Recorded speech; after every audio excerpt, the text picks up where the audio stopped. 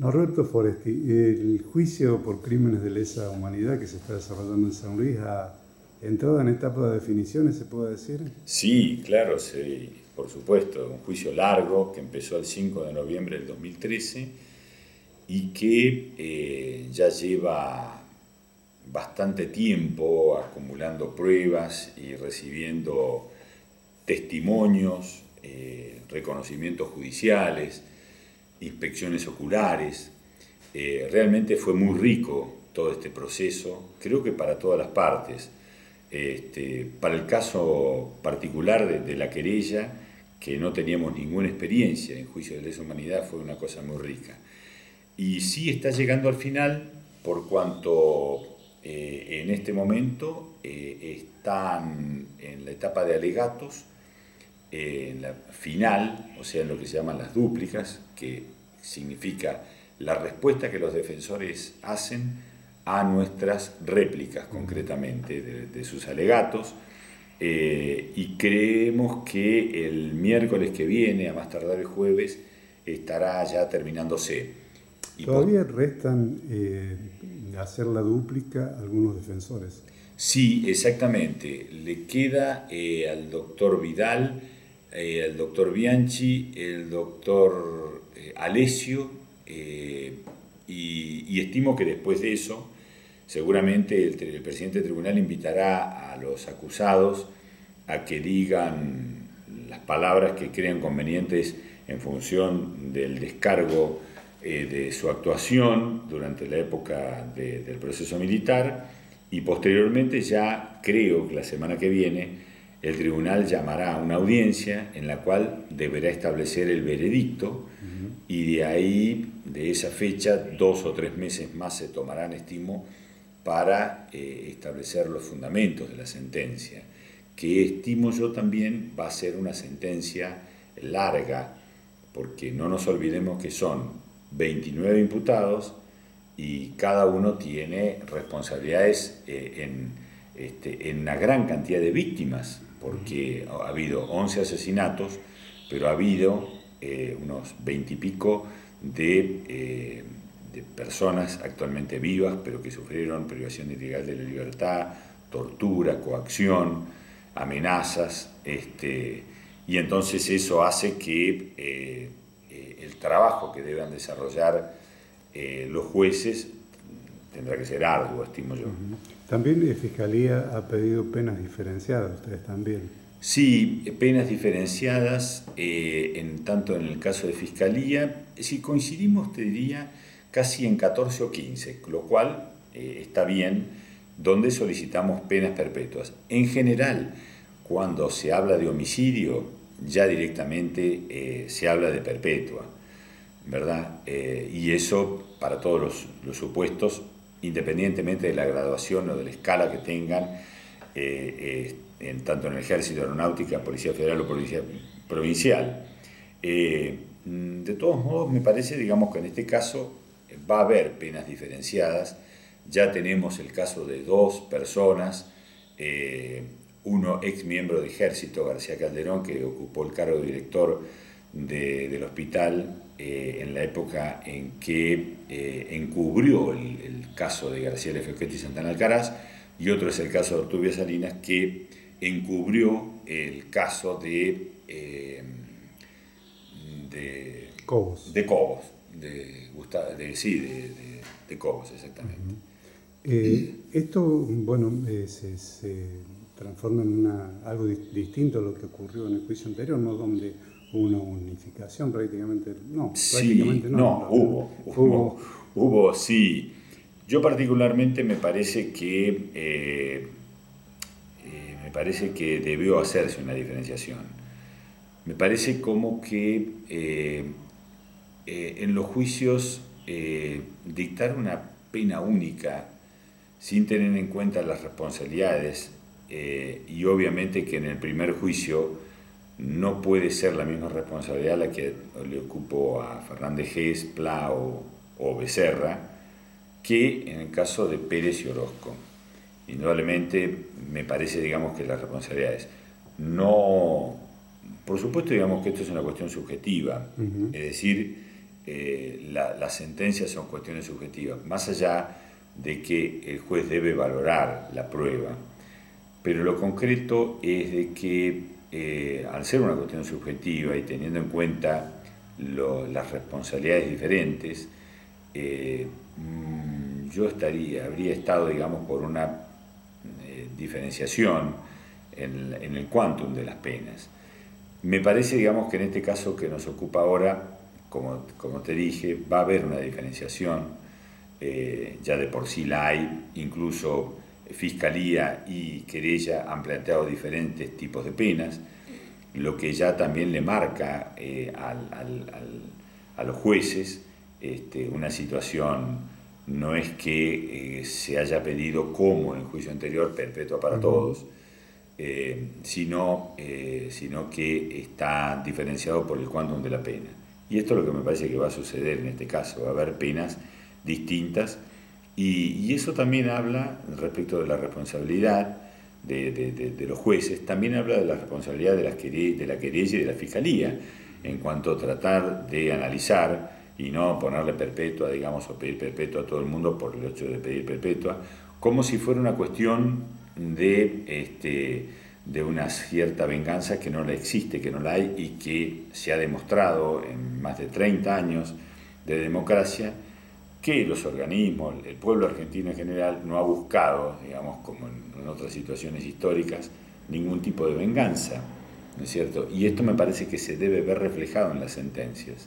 Esto podría verse reflejado, digo, por el tiempo que hace que están detenidos, que algunas personas puedan salir en libertad culminado el juicio, si es que, por ejemplo, se les da la condena que ha pedido. Sí puede ser. Bueno, en el caso de los encubrimientos puede ser, porque yo creo que en el caso de García Calderón es muy probable que salga en libertad inmediatamente después de que se dicte la...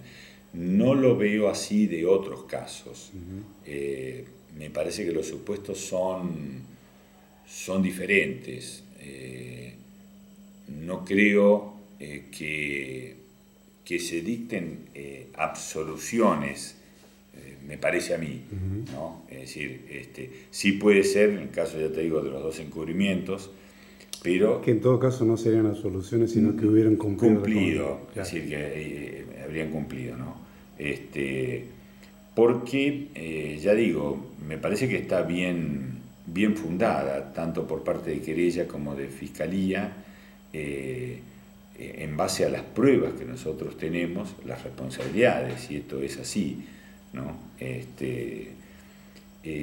Durante el juicio se planteó una situación muy especial, porque el defensor público trajo a colación cómo se había desarrollado el operativo Mellizas, o sea, el operativo por el cual los montoneros secuestraron a los hermanos Born, y entonces elogió desde la publicación de Vita Montonera cómo se había desarrollado el operativo, o sea, cómo contaron.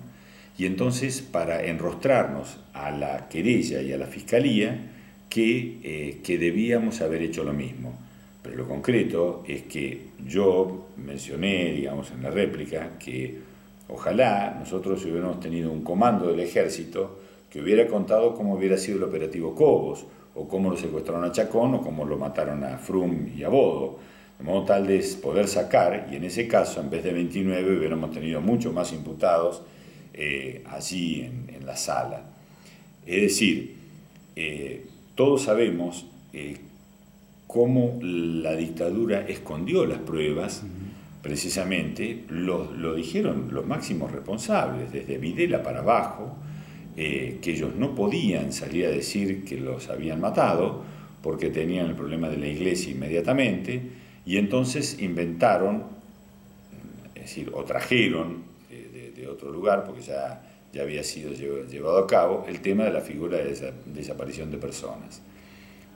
Lo cual, fíjate vos, prueba de ello es de que revive cada tanto, digamos, ¿no es cierto?, esta cuestión, en el caso de Saibene o de Sinópoli o de Jorge Luis Rufa, esta cuestión de que la prueba más evidente de que los mataron, ¿es cierto?, y que la desaparición fue un eufemismo, y